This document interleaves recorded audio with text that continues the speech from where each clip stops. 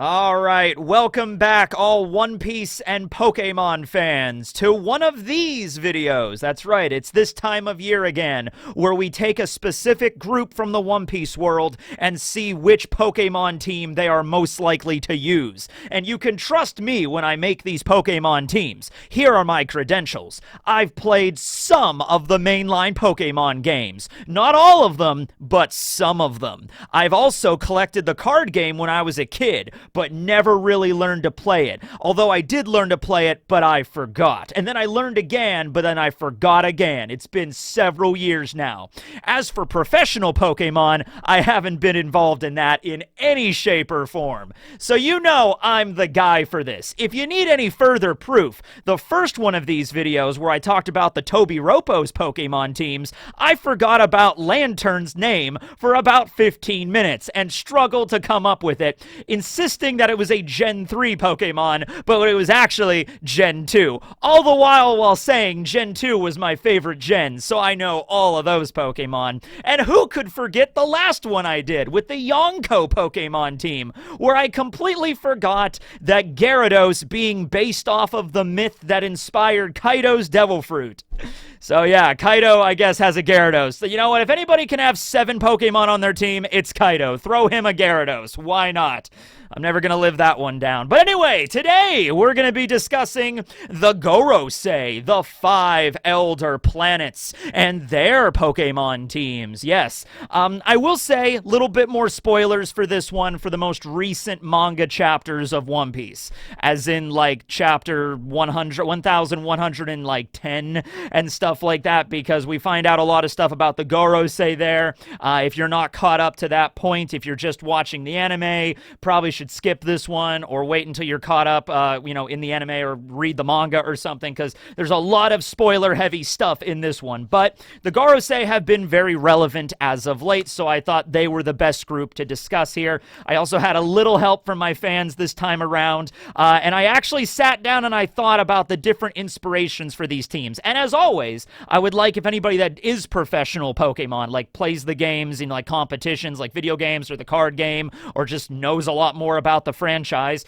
let me know how viable these teams are, or if there's one that in particular, like, oh no, this character should have had this Pokemon, you completely missed it, because there's over 1,000 now, so there's quite a few of them. Okay, so a couple of the ideas here, because yeah, the Gorosei are more prominent now, but we still don't know like a tremendous amount of information about them. Like, we don't know their backstories or anything like that. However, we do know a few key features involving each of them that I incorporated into these Pokemon rosters, okay? So, first of all, they're all named after planets. Ethanbaron V Nusjuro, or Shepherd Jupiter, okay? Marcus Mars is one of the more obvious ones, right? Saint Jaygarcia Saturn, okay? So that leads us into a bunch of references to Greek and Roman gods. Each of the planets have different references to, like, Jupiter is the wood planet in, Japanese lore and stuff, so that ties into him being the godhead of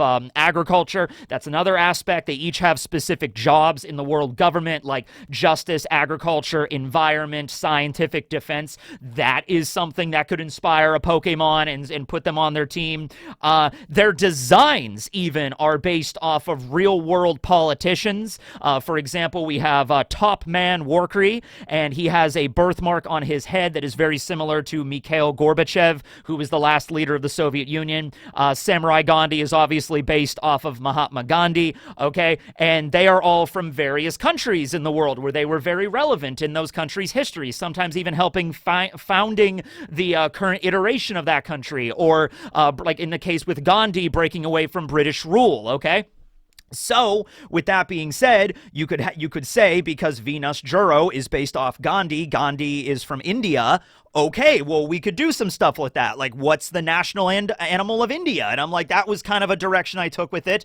Also, they have their yokai forms that they transform into. So different variations of yokai and mythical creatures. So I'm like, all right, so some of those mythical creatures are a direct kind of one-to-one basis for some Pokemon. So we had a lot of stuff to go off of here. I didn't really care too much about the whole rule of, like, legendaries and not, because they are the Gorosei. They're, like, some of the strongest characters in in the entire story, if not the strongest characters in the story. Stronger than the Admiral, stronger than the Yonko, perhaps, who knows? So when it comes to legendaries, I just kind of threw whatever in their teams that made the most sense, okay? So with that being said, let us begin with the coolest Gorosei. I haven't done a poll or anything on this, but I feel like if I did, Saint Ethanbaron V Nusjuro would probably become in terms of design and also yokai form, yeah, Samurai Gandhi is the coolest, all right? So Ethan transforms into a Bokotsu, which is a skeleton horse, quite literally just skeleton horse. And in that regard, his hybrid form is like a skeleton horse centaur, where he's on top, and then there's the skeleton horse body below him. And he runs around really fast, and he has a freezing ability that allows him to knock down all the pacifistas. Really cool. So he's a cold horse, ice type, glass tier. There you go. That one's simple, right? You gotta give me that one. I didn't come up with that one because I had no idea this thing really even existed. The fans helped me out with that one. But like, okay, ice horse for the guy that turns into a skeleton ice horse. You're with me so far, right? We're good? We're good so far? I didn't miss an obvious one so far, right? This is a good pick. This could be his ace right here. Glass tier. Okay, awesome. Ice horse. That's an easy one. All right, moving on. Considering that he is based off of Mahatma Gandhi, and Gandhi is from India, I decided to look up what India's national animal is, and I discovered it was the tiger. Pretty badass. And so I'm like, okay, what Pokemon represents the tiger? And there's a couple of options here, because, you know, there's a lot of Pokemon, and a tiger is a very popular animal. This is something more of my own bias here, but I went with Raikou, all right? Because I love Raikou. He's my favorite legendary dog. I think he's way cooler than Suicune. I think he's way cooler than Entei. I wish Raikou didn't get a movie. Entei got a whole damn movie with a bunch of unknowns, and Suicune got a movie with Celebi, but Raikou doesn't get shit. Bullshit, I say. Raikou deserved better, damn it. All right, so Raikou, tiger, electricity, and India. There we go. That's okay. So we're so far with that. We got a glass tier and a Raikou. Next up, because he is the godhead of finance, he handles the economy in the One Piece world, I was like, all right, which Pokemon can we work with money? My mind immediately went to Meowth in like Persian, because they have payday abilities and everything like that. However, Scarlet and Violet are the newest Pokemon games, and in that game, we have this Pokemon, Goldengo? Okay. Yeah. So there was, I believe, Gimmighoul, which is like a little mimic Pokemon that's like a treasure chest, and then it evolves into this, which is, I believe, the 1000th Pokemon, so it's just a big pile of coins, basically. And, okay, the Pokemon that is literally money. It's just a mass of money put together in Pokemon form. I don't know how good it is, but I didn't catch one when I was playing Violet, but here we go. 1000th Pokemon, god of finance, and manages the economy. Here's the treasury Pokemon right there. I was like, all right, let's roll with that. He does also use, in the case with Ethan, he has a little bit of an extra aspect that not a lot of the other Gorosei have, is he has a very particular weapon in his human form that he prefers, and that is a sword, which is most likely the Shodai Katetsu, the first generation Katetsu. Maybe Ethan was Katetsu, or maybe he knew Katetsu. Who knows? But he has this really cool, probably Saijo Awazumono grade sword, the Shodai, all right? In which case, I know I went with Aegislash before, Aegislash. A lot of people get mad whenever I mispronounce Pokemon names. I'm sorry. But it's the sword Pokemon, so I decided to go with it right here for Ethanbaron because he uses a sword. None of the other Gorosei, like Jaygarcia Saturn has a cane, but he doesn't seem to fight with the cane. There's also the scene where they're about to assassinate Cobra before Eam and the empty throne room. And it's Ethan is the only one that pulls out like a unique weapon, which he's unsheathing his sword ready to cut him down. All the other Gorosei just pull out guns. They just pull out like, you know, flintlock pistols out of their suits. All right, they seem to not prefer a particular weapon. I mean, like, oh, here is my battle axe. Here is my kanabo. Here is my bow. You know, they all just seem to use guns while they're in their human form, except for Ethan, so I went with Aegislash for him. Next Pokemon, we're going to go to the idea that because he is based off of the planet Venus, okay, Ethanbaron V Nusjuro, Venus is Aphrodite, the goddess of beauty, all right? And so I'm like, all right, what is the most beautiful Pokemon? Now, I know it's the internet and all, so a lot of people, this is a heated debate question right here. Which is the most beautiful Pokemon, right? I mean, we got Gardevoir, obviously, that was the first one I came to. We got Lopunny, if you're of the furry persuasion, hashtag not a furry, it's been a while since I dusted that one off, but yeah.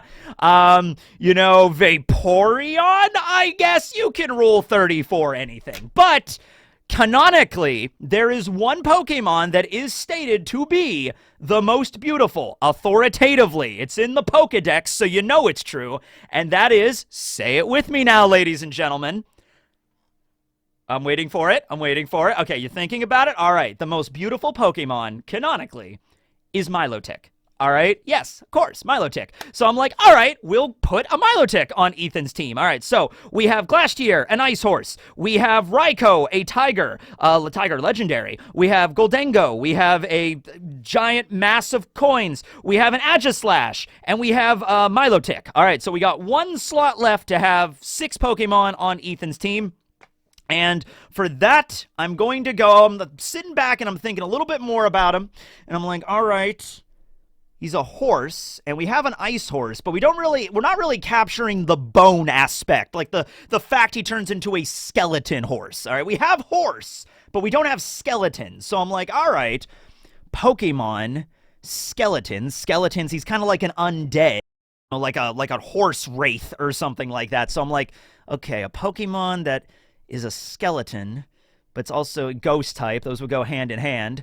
You know what? I'm gonna go, maybe a contentious call on this, Alolan Marowak. I know he's also a fire type, but you could look at it from the perspective of like, oh no, it's the cold fires of the underworld or some shit like that. I don't know, it's not red fire, it's blue fire, right? So Alolan Marowak's got a skull for a head, and he's a ghost type, and that's pretty much where I arrived at here. So here is Saint Ethanbaron V Nusjuro, the godhead of finance, one of the Gorosei's Pokemon team. Is it good? Does it suck? Is there a bunch very obvious choices that I missed? Who knows? But we're just gonna move on to the next Gorosei, because that's how this video's gonna roll.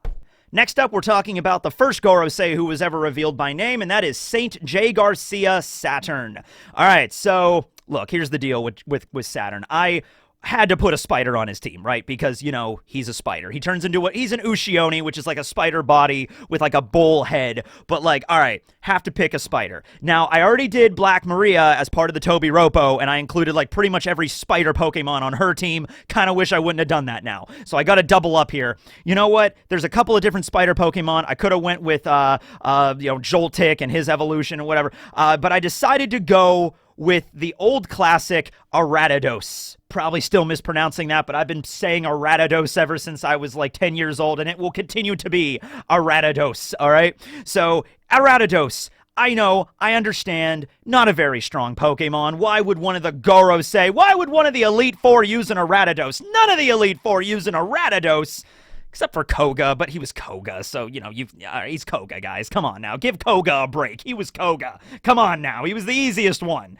All right. Anywho, Ariados. He's a spider, and that's part of the Ushioni aesthetic. Like, look, you could say this is a level 100 Ariados. This is or if you're doing, competitions and they're all level 50 or whatever, this is a top percentage Ariados. Its EVs and IVs are off the chart, ladies and gentlemen. You will never find a more perfect Ariados than the one that Saint Jaygarcia is using, okay? He is the perfect Ariados. Bug poison. I know. And he uses poison. That's his thing when he's in his Ushioni form, so sure, okay. Spider Pokemon, had to pick one. I went with my favorite one, old time and tested classic, okay? All right, so next up. Now, this is something involving because Saturn, all right? Now, Saturn is the god of time. To pause for a moment there and discuss this, it's going back to the whole, we have Kronos, who is the personification of time itself. And then we have Cronus, who is the Titan, who is the father of Zeus that killed his own father and then in turn was killed by Zeus himself, okay? And then you had the, the Olympians that took over, right? Okay? I did a little bit of reading on this because the names are remarkably similar, and they've been similar for so long that a lot of people did get them confused, to the point where by the time the Renaissance came along, you would see a lot of paintings of Cronus, Saturn, being the personification or the god of time, but also holding like a reaper scythe, or like a scythe that would be used for reaping like wheat and stuff like that for the harvest. So I guess it was like their names are so similar over time, they just assumed that like, oh yeah, Cronus, Zeus's father, the Titan, he was also the god of time, right? Yeah, I think so. So over the centuries, the way mythologies just shift and meld and form into things, basically Saturn is the god of the harvest, but also the god of time. To which case, because we're talking about the god of time here, had to go with Dialga. All right, Dialga, god of time Pokemon, pretty beast there. Not really much else for me to say there. So we have basis off the yokai form of the Ushioni, basis off of the planet Saturn, god of time. So Dialga. All right, Roar of Time. Awesome name. All right. Next, he is also the godhead of scientific defense. So, I wanted to find a Pokemon that represents scientific advancement the most. I was thinking probably a Steel type is going to be included in there. And since I did just play Violet not too long ago, I immediately thought, wait a minute, wasn't there a Pokemon in that game that was basically a giant car? And yeah, it was Revaroom. And I'm like, yeah, you know what? Revaroom, that's a pretty scientifically advanced Pokemon. It's literally a damn car. All right, so it's like, sure. And I believe it's a Steel poison type. So, because the exhaust and like pollution and stuff like that. So therefore, that lends it to the idea of scientific defense and poisoning. So Revaroom, I think, actually fits rather well for St. Jaygarcia. Next up, we have, so his design was most likely based, and I apologize for the pronunciation here because this was a real person, Giuseppe Garibaldi, who was an Italian general and revolutionary and patriot during the 19th century. So because he has a reference to Italy, I decided to look at Italy's national animal, and it seems it is the wolf from what I looked up. So if we're going to go with the wolf, I decided to go with Lycanroc, who is a wolf. There was a couple of other ones I could have picked, like Mightyena, for example. I think I used Mightyena before, though, so I was trying to pick Pokemon I haven't already picked before. So we have Lycanroc. I think that fits for the national animal of Italy. And then because I don't know if this is something all the Gorosei are capable of doing. I assumed it is. It's just the other ones haven't used the power yet. You know how at the beginning when Saturn first transformed into his hybrid form, he was just blowing up people's heads? That screams psychic. That screams psychic ability to just look at somebody and just, and their heads just explode, go all scanners with it. So I thought, all right, who's a Pokemon that could probably blow off your head with just a thought? You're going to immediately think Mewtwo. I know you're probably going to Mewtwo. It's like, no. Mewtwo's going somewhere else on here. I didn't want to double up on the exact same list. I've used probably Pokemon here before. Like, I've used Aegislash before, but I didn't want to double up on the same list. So Mewtwo is reserved for somebody else.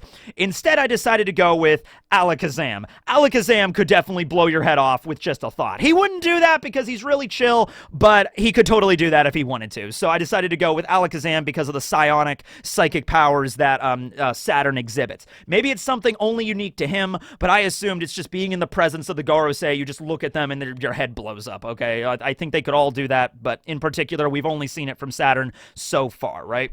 Okay, let's see. Next up, the other half of the Ushioni. So an Ushioni has a spider-like body, but a bull-like head. So I'm like, all right, bull Pokemon. Well, we got Taurus, but also in the Paldean region, we have more Taurus. So I decided to go with Paldea Taurus.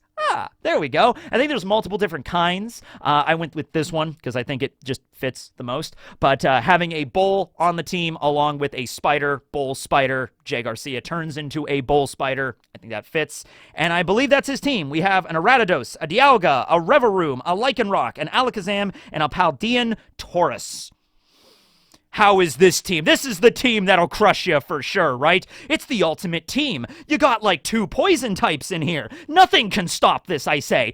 Nothing! Next up is Saint Marcus Mars, one of the Gorosei that has certainly had a lot of screen time in the last couple of chapters. Next to Ethan, he might be my favorite. I just like his very lanky design with his beard. Obviously, Marcus Mars, his namesake is Marky Mark and his famous Funky Bunch. So I decided to pick, you know, a Pokemon that represented the 90s the most. And honestly, that was fairly easy because Pokemon started in the 90s.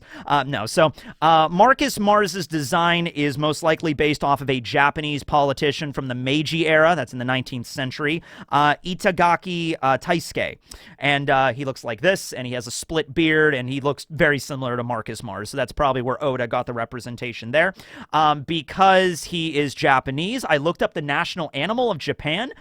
From what I've found, they don't really have a national animal, but the green pheasant is usually used as their national animal, because I think the only place in the world where you can find this specific pheasant, the green pheasant, is in Japan, and I think a lot of people consider it the national animal, or at least the national bird. So whatever, I decided to go with un pheasant for that reason. Okay, pheasant Pokemon, pheasant as the pseudo de facto animal of Japan. So I went with that.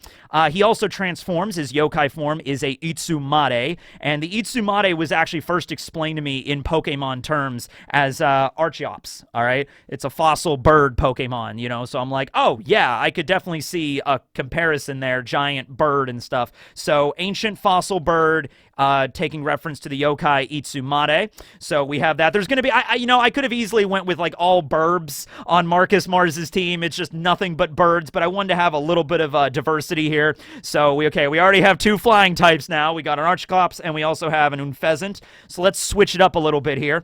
Marcus Mars, obviously based off of the planet Mars. Mars is red, also Ares, the god of war. So I'm thinking, okay, what is a red Pokemon that perfectly embodies the power of war, warfare, weaponry, destruction, and probably not a bird? I decided to go with also one of my favorites from Gen 2, Octillery. Octillery is an octopus that is red and also has a tank. Well, the original design was him kind of like as a tank, you know, and then later on it's not really so much a tank, but he has a signature move which is Octazooka, which is like bazooka. So, red Pokemon, warfare, bazooka, used to be a tank. Let's go with that, you know, God of War, why not, right? Okay, how much more God of War could you get than a tank, right? Unless there's a Kratos Pokemon, which, I don't know, maybe there is somewhere, I don't know. Now, in the case with Marcus, I actually ended up giving him 2 legendary Pokemon. I don't know if that's because I felt kind of like, well, all right, an Octillery and an Unpheasant, they might fit thematically, but they're not, like, super strong Pokemon or anything like that. So I decided to go with 2 legendaries, Xerneas and Yveltal. So the 2 legendaries from Pokemon X and Y. X and Y has a big overall theme of like the environment and everything like that. Since he is the godhead of the environment, I thought, all right, Xerneas, god of creation and life and the forest, and Yveltal, the goddess of destruction. You cannot have rebirth without destruction or death. So that's kind of like the paradigm that Yveltal and Xerneas represent there, okay? Of like destruction and then new life emerging out of that destruction, and then that dies, and then the cycle continues, right? So I thought perfectly for the environment, because, you know, it's like, oh, sometimes we're gonna, like, you know, burn this forest to make the forest grow again, or something like that, you know what I mean? So I decided to go with both of them there. So we got Yveltal, Xerneas, Octillery, Archeops, and Unpheasant. The last Pokemon is another bird, so there's 3 birds on his team. I guess technically 4 if you include Yveltal, so yeah. There's a lot of flyers on his team, so which I guess fits. He is an Itsumade, right? So it's also mentioned in the lore involving the Itsumade that it has a very eerie cry. A cry that shivers you to your very bones and can even cause disease and curses and bad omens. Like, you hear the cry of an Itsumade coming from down the mountain, you're stricken with an illness and you're dead in 2 days. Like, that is something that's, you know, prevalent in Japanese folklore. So, what is a Pokemon that is a bird that lets out a very strange, weird cry, almost otherworldly cry? Chatot. Chatot, the Pokemon that you literally scream into a microphone, and then you can use an attack that is that scream, that sound file that you created, okay? Literally a sound from another dimension reaching into the Pokemon world. So, yeah, I thought Chatot there was pretty good. So, this is Marky Mark's team. Is it much of a funky bunch? I don't really know. That's for you to decide. 2 legendaries, that at least helps him a little bit, right? Right? Okay, we're just gonna move on then. Next up, we got Topman Warcury. Warcry. Topman Warcry. That's really how you pronounce his name. All right, so he turns into a giant boar, which is the Hoki, which is a reference to Chinese mythology, I believe. Anyway, giant boar, in which case you gotta go with Mamoswine. Is he more mammoth or swine? I'm not particularly sure. But definitely there's some swine in there. There's some boar traits. So I decided to go with that. That was another one the fans really helped me with. Everyone's like, no, it's gotta be a Mamoswine. I think I picked Mamoswine for another Pokemon in one of the other videos for another group. But Mamoswine, giant boar, go with that, okay? Next up, so he is based, as I said, off of Mikhail Gorbachev, who was the last leader of the Soviet Union. He actually just passed away a couple years ago in 2022. So Russia, Soviet Union, or Russia right now, what is the national animal of that country? And it turns out it's the Eurasian brown bear. All right. Now, when it comes to brown bear, I immediately thought of Ursaring, which is what I went with. Ursaring is technically a sun bear, which is found more, I think, in like Borneo and locations more in like Southeast Asia. And, you know, because Ursaring literally has the ring on its chest of like, it's a sun bear. Okay. But also is a brown bear in the Pokemon games. Actual sun bears seem to have more black fur with the ring there, but Ursaring clearly has brown fur. My other options were Beartic, which is clearly a polar bear, and Beware, which is a panda, based off of a panda. So I decided, okay, the one that comes closest to a brown bear in this context is Ursaring, so I went with Ursaring for Topman. Next up is his legendary Pokemon. So in this case, we have Topman Mercury, okay? Mercury, Hermes, the messenger of the gods, the god that is the fastest, okay? So I'm like, all right, which Pokemon, let's just take contention out of this. Which Pokemon objectively has the highest speed stat, all right? That's which one I'm picking. Don't care what it is, don't care if it makes sense. Which Pokemon is the fastest for the god that is the fastest in the planet of Mercury, right? And that is Regieleki, one of the new members of the Regi trio. I guess they're not really a trio anymore, but Regieleki is objectively, as of right now, from what I've seen, has the highest speed stat in all of Pokemon, all right? So there we go. That's the legendary that Topman gets. Now, Topman is the godhead in charge of the justice system in the One Piece world, which makes him responsible for a lot of messed up things. But which Pokemon represents justice the most? Well, that Pokemon would probably be a member of the Swords of Justice, a group of legendaries from Gen 5, I think. Didn't really play a lot of Gen 5, that represent justice, okay? And their leader is Cobalt. It's Cobalt. Cobalion. This guy right here. Sword of Justice leader, Godhead of Justice. Thought it fits pretty well. Probably a little bit more noble in the sense of justice than Topman is, but, you know, justice is justice. There you go.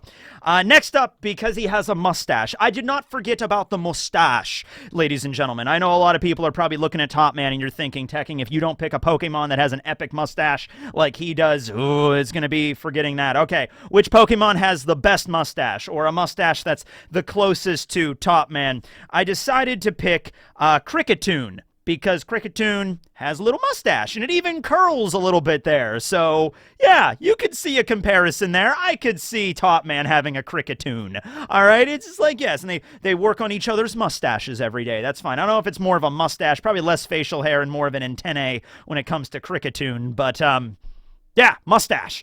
All right? And then finally, a thing that Topman loves to do when he's in his giant boar form is just ah, just yell really, really loud. He has this big, epic conqueror's yell that just shakes the entire island, you know? So, which Pokemon just loves to yell? It's just yelling is its thing.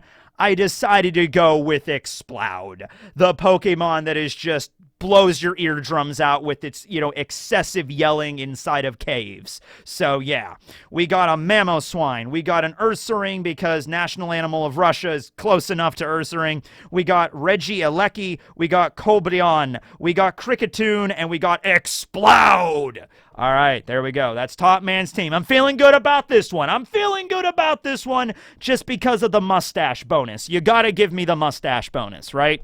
All right, moving on now to the fifth and final member of the Gorosei. And that is, of course, Saint Shepherd Jupiter, who is the youngest looking out of all of the Gorosei and also has the most unusual yokai form. All right, whereas we have an Ushioni, which is a yokai, Itsumade, other yokai. We have a Bokotsu, skeleton horse from the underworld. And we have a Hoki, we have a boar from Chinese mythology. Jupiter just turns into a sandworm from Dune. I mean, they appear in other properties, but the term sandworm is from Dune. I mean, like, it's the Mongolian deathworm is probably like the cryptid it's based off of, and that goes back a ways, but the term sandworm he's from Dune. Okay, cool. Maybe Oda was just really into Dune. Maybe he read the book recently, saw one of the movies. He's like, you know what?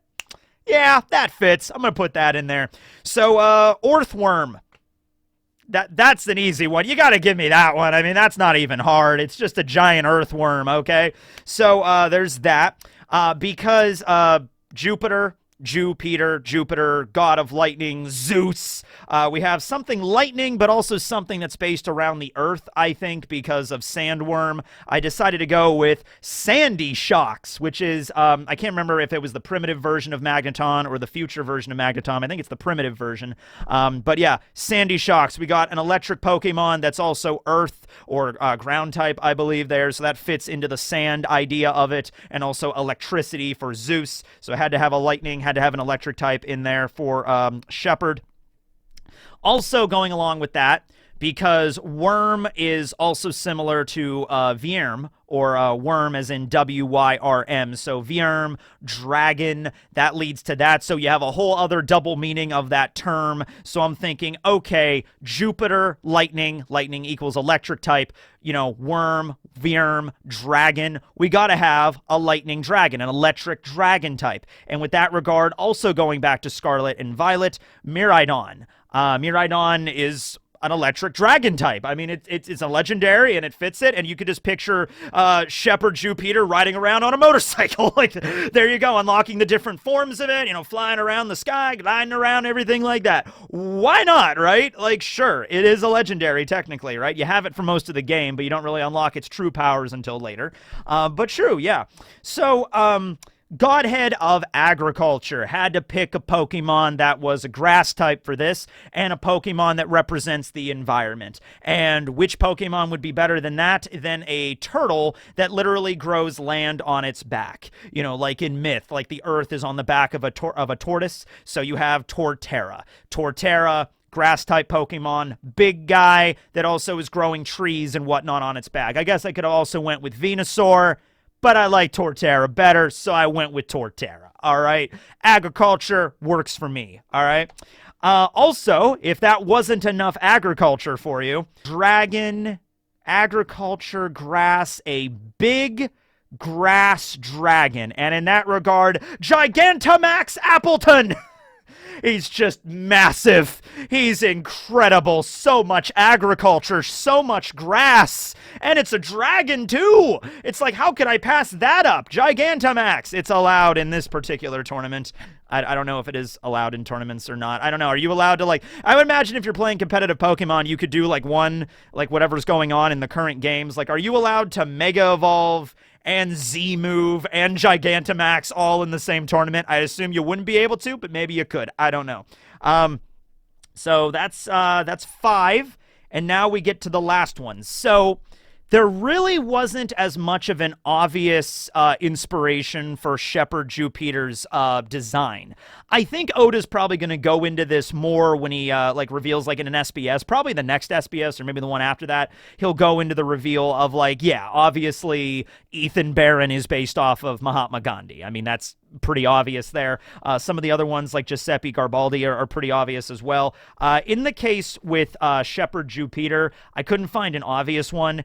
His name, people have referenced maybe Saint Peter. I've seen some people referencing him as Abraham Lincoln, who was the 16th president of the United States of America in the 19th century. A lot of these other historical figures are from the 19th century or the very early 20th century. Like Mikhail Gorbachev was a little later, but yeah, like Itagaki Taisuke, he was from the Meiji era. Giuseppe was from the 19th century. Gandhi was from the 20th century, although he was born in the 19th century.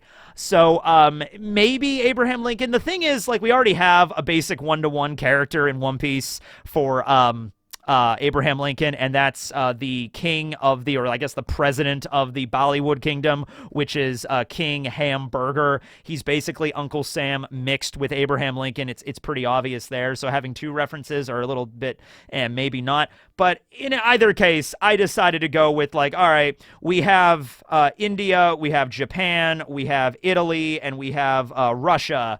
So I decided to go with America for Saint Shepard Jupiter. Okay, I decided to go with that. In which case, what's the most American Pokemon? We got Braviary. That's right. Braviary, man. Salute that bird. It's flying through the sky, bringing freedom wherever it goes. Damn straight with that Braviary. Who was that? Who was that guy on YouTube? Dookie Shed. That was it. Dookie Shed's videos were great. With like, you know, he's like, you know, do not fuckle with Shuckle. You know, that kind of stuff. Don't mess with Mewtwo. You know, he made all those really funny videos. I go back and watch those every now and then. But he did one for Braviary that was really hilarious. Okay. So, yeah, for St. Shepard Jupiter, we got Orthworm, Sandy Shocks, Miraidon, Braviary, Torterra, Gigantamax, Appleton. All right. Seems a pretty good team. Pretty good team. All right. So I would end things there. However, we have a secret installment. We have a bonus character, as it were. Because as we all know, the Gorosei are not truly the heads of the world government, ladies and gentlemen. We have another shadowy figure that's above all of them. The true ruler of the world that sits upon the empty throne. We have Im-sama. So, with Im-sama's team, I basically just went cracked with it and just picked 6 legendaries. Like, he's Im-sama, or they are Im-sama, you know, just a shadowy figure we really know nothing about, except, you know, related to Im Neurona, could be the same person. We don't even know that. I mean, it could be the same person from 900 years ago. Could have been, he just took their name from back then. We're not really sure. So, because Im is essentially the god of the world government and setting himself up as a divine being in the world, could be a straight up god as well. Arceus is the best choice. I mean, Arceus is the god Pokemon. You see this goat shoved through a fence in the Pokemon world, that's God. That's another reference to the Dookie Shed videos. Please go watch them. They are hilarious. But Arceus, place some plates in him. You got any type in the game, even that weird question mark type that I really don't get. But yeah, God Pokemon for Im, that kind of fits. Also, let's go with Darkrai, because Darkrai represents darkness, and Im is always shrouded in silhouette. Ooh, you know, and he represents the darkness of the world and things like that, right? We also have Mewtwo. Mewtwo represents hatred, and he is the strongest psychic Pokemon. I imagine Im would have the strongest hockey, the strongest observation, armament, and conquerors in the world. Maybe he could just rip away your own will. Maybe the Gorosei have just had their own willpower ripped away from them just to listen and obey Im's every command. Hatred. I imagine Im has a lot of hatred for the members of the Will of D and those that crafted the poneglyphs and everything, right? So, Mewtwo having the, you know, also very strong Pokemon just in general. Mewtwo's and also Mega Evolutions, you know, Mega Mewtwo Y and X and everything like that. So, I think that works really well for Im. Deoxys. Deoxys also has other forms, but is an alien Pokemon from another world. Eam themselves, there's a lot of theories that like Eam might be related to the space pirates we saw in Eneru's cover story, because their heads are kind of similar. Eam could have been an alien from space, you know, crashed in a meteorite or something, and then took over the world, and now their next plan is to invade other worlds. Could be something like that. I think an alien fits. Giratina, the Lord of the Distortion world, right? Like this evil alternate dimension in the Pokemon realm. Man, I wish I would have played, you know, Pokemon Platinum back when it came out. I was like in middle school at the time. That's when I stopped playing the mainline Pokemon games. Wish I would have played it back then. I've played Pearl since then, like when Pearl came out again, you know, for the Switch, but I never really, I lost that experience playing it like as a kid, right? But yeah, Giratina, really cool Pokemon, the Distortion Pokemon, Distortion World. I think that fits. And so we got Arceus, Darkrai, Giratina, Mewtwo, Deoxys, all legendaries. The last one I also had to pick a legendary. I went with Black Kyurem.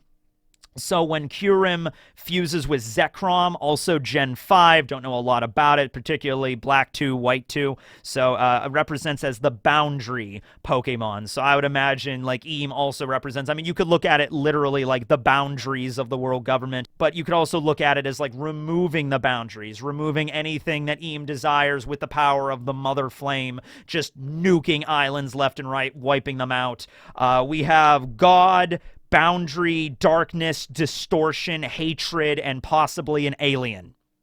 I think all these things, we don't know pretty much next to nil about Eam-sama, but you throw all those aspects together, I think it fits rather well for this character. We'll find out more about them as we go. But yeah, I imagine Eam's team is probably the most cracked just because it is literally just 6 legendaries all lined up.